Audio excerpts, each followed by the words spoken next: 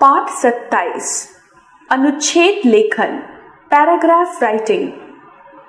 किसी विषय पर संक्षेप में व्यवस्थित रूप से अपने मन के भाव विचार लिखना अनुच्छेद लेखन कहलाता है।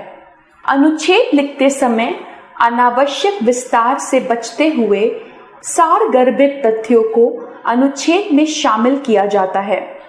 प्रायः इस कक्षा में 60 से 70 शब्दों में अनुच्छेद लेखन किया जाता है।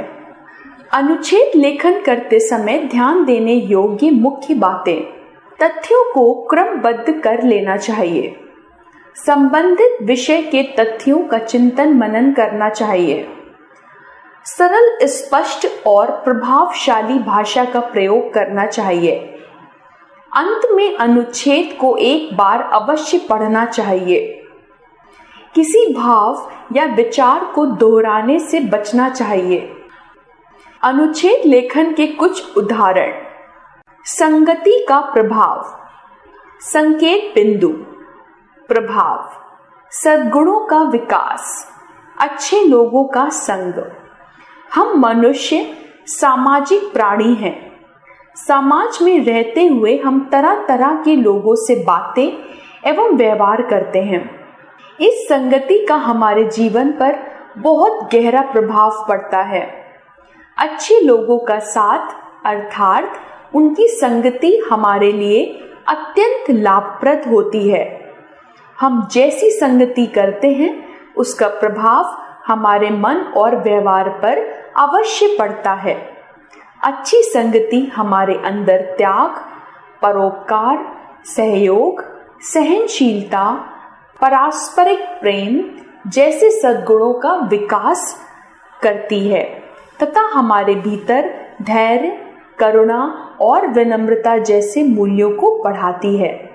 सत्संगति पाकर डाकू रत्नाकर वाल्मीकि नामक विद्वान ऋषि बन गए और अंगुलीमाल बुरे कर्म छोड़कर अच्छे कर्म करने लगे। इसके विपरीत बुरे लोगों की संगति हमारे जीवन को कुपथ पर ले जाकर नष्ट कर देती है। इसलिए हमें सदैव अच्छे लोगों के साथ रहना चाहिए। जीवन में त्योहारों का महत्व, संकेत बिंदु, भूमिका, उत्साह और प्रसन्नता, कैसे मनाएं। त्योहार का नाम आते ही हमारा मन खुशी और उत्साह से भर उठता है। भारतीय स्वभावतः प्रसन्नता प्रिय होते हैं।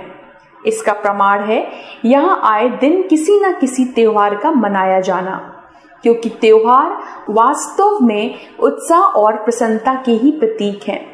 इन पर्वों को विभिन्न धर्म संप्रदाय के लोग अपने अपने ढंग से मिलजुल कर मनाते हैं। ये त्योहार जीवन से नीरसता और थकान को मिटाते हैं तथा उदासीन मन में भी हर्ष, उल्लास एवं स्फूर्ति का संचार कर जीवन पथ पर आगे बढ़ने के लिए प्रेरित करते हैं। त्योहार हमारे बीच एकता और प्रेम बढ़ाते हैं तथा हमें एक दूसरे के करीब लाते हैं। इनसे सामाजिक समरसता में वृद्धि होती है। बदलते समय और जीवन में बढ़ती भागदौड़ के कारण लोग अब त्योहारों को पहले की तरह नहीं मना पाते, परंतु इनसे हमारे जीवन को ऊर्जा मिलती है।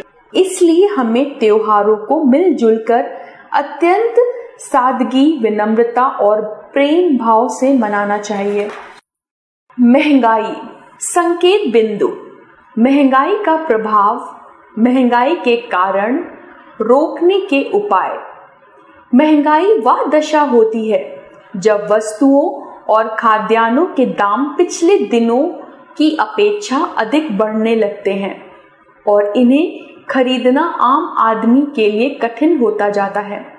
महंगाई हर वर्ग को प्रभावित करती है, परंतु मध्यम, निम्न मध्यम वर्ग तथा गरीब लोगों को यह सबसे ज्यादा परेशान करती है। इसका लाभ अक्सर व्यापारी वर्ग उठाता है। महंगाई के कारण गरीब वर्ग के सामने भूखों मरने की स्थिति पैदा हो जाती है। निरंतर बढ़ती जनसंख्या, अधिकाधिक मुनाफा कमाने की प्रवृत्ति, जमाखोरी, दोषपूर्ण वितरण प्रणाली, भ्रष्टाचार तथा प्राकृतिक आपदाएं आदि महंगाई बढ़ाने के लिए जिम्मेदार होती हैं। महंगाई की समस्या सीधे सीधे आम लोगों से जुड़ी है, इसलिए इसे रोकने के लिए सरकार को ठोस कदम उठाने चाहिए। उसे जमाखोरों के विरुद्ध ठोस कार्रवाई करनी चाहिए। इसके अलावा लोगों को संचय की आदत छोड़कर दूसरों की जरूरतों के बारे में भी सोचना चाहिए। अभ्यास का महत्व। संकेत बिंदु। अभ्यास का परिणाम। विभिन्न उदाहरण। अभ्यास से लाभ। हम सब जन्म के समय से कुछ भी नहीं जानते, परंतु बाद में हम जो भी सीखते जाते हैं वो अभ्यास का ही परिणाम है। किसी नए ज्ञान को सीखना हो या सीखे जाने को स्थायी बनाना हो तो इसका सर्वोत्तम उपाय है अभ्यास। निरंतर अभ्यास के द्वारा कठिन से कठिन कार्य को किया जा सकता है। सफलता मुट्ठी में बंद की जा सकती है। अभ्यास से ही पक्षी शावक आकाश में उड़ान भरना सीख जाते हैं तथा निरंतर अभ्यास से चोंच मारते मारते कंकड़ पत्थर के बीच पड़े दानों को उठाना सीख जाते हैं। मनुष्य तो इनसे कोसों आगे बढ़कर है। उसे ईश्वर ने बुद्धि का अद्भुत उपहार दिया है जिससे अन्य प्राणी वंचित है। बुद्धि और अभ्यास के मेल से मनुष्य असंभव को भी संभव बना लेता है। एकलव्य और वीर अर्जुन ने निरंतर अभ्यास द्वारा धनुर्विद्या में सफलता अर्जित की थी। मूर्ख कालिदास और डाकू रत्नाकर भी अभ्यास से ही वाल्मीकि ऋषि बना। वरदराज का उदाहरण इससे भी बढ़कर है, क्योंकि महामूर्ख समझे जाने वाले वरदराज ने संस्कृत व्याकरण की पुस्तकों की रचना की। विद्यार्थियों के लिए अभ्यास की विशेष महत्ता है। विद्यार्थी जिस भी विषय में चाहे अभ्यास से पारंगत बन सकता है। अभ्यास से मूर्ख छात्र भी विद्वान बन सकता है। समय अनमोल धन। संकेत बिंदु। समय का सदुपयोग। समय का महत्व। निष्कर्ष। समय किसी की प्रतीक्षा नहीं करता। मनुष्य चाहे उसका सदुपयोग करे या उसे व्यर्थ नष्ट कर दे, या उसके विवेक पर निर्भर करता है। समय का महत्व एवं मूल्य पहचान कर जिस व्यक्ति ने समय का सदुपयोग किया उसे जीवन में आगे बढ़ने से कोई कठिनाई नहीं रोक पाई। जो व्यक्ति आलस्य के कारण आजकल करते हुए समय नष्ट करते हैं, एक दिन समय उन्हें नष्ट कर देता है। ऐसे लोगों के पास तब पछताने के सिवा कुछ भी हाथ नहीं लगता है। विद्यार्थी जीवन में समय के सदुपयोग का और भी अधिक महत्व होता है। यही जीवन निर्माण का काल होता है। इस समय जो आदतें पड़ जाती हैं वे आजीवन साथ रहती हैं।